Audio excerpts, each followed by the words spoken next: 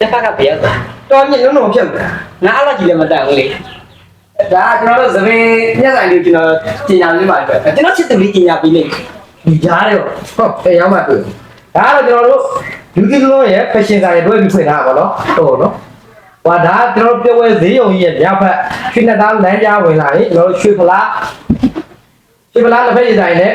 ညနေရှင်းဆိုင်စပါးဆိုတဲ့ fashion ဆိုင်ရဲ့ကျွန်တော်တို့လူကြီးလုံးရဲ့ရှိပါတယ် ဆောင်း ယောက်ျားလေးအများစုသိတယ်ကျွန်တော်တို့သားဆက်လက်ဆောင်တို့လေးပေါ့နော်သားဆက်ရက်ဆိုင်နဲ့လက်ဆောင်တို့ကမှရှိပါတယ်ဒီကျွန်တော်တို့ဆိုင်မှာရနိုင်တာလေးတော့နော်အေးရောက်ပြီဆိုင်မှာရနိုင်တဲ့ promotion တွေလုပ်လို့ရတာတွေကိုဒီကပါရှိဖြစ်တဲ့အကူနဲ့မားနဲ့ပြောပြပေးပါလိမ့်မယ် โอเคဆိုင်မှာတော့ဒီသမင်လုံးပဲဆိုရင်ကောက်တာပဲဖြစ်ဖြစ်ဖြောင်းတာပဲဖြစ်ဖြစ်ပေါ့နော်treatment လုပ်တာပဲဖြစ်ဖြစ် rebound လုပ်တာပဲဖြစ်ဖြစ်ဆေးရ free ဆိုရမှာပဲဖြစ်ပါတယ်လာလုံးမယ်ဆိုလဲခု promotion က9လပိုင်း17ရက်နေ့ကနေရော6လပိုင်း30ရက်နေ့ထိချထားပဲဖြစ်ပါတယ်လာမဲ့သူတွေလာလုပ်လို့ရပါတယ်ကျွန်တော်တို့အကောင်းဆုံးဆောင်မှုပေးနေပါတယ်ဒီမှာလာလုပ်လို့ရပါတယ်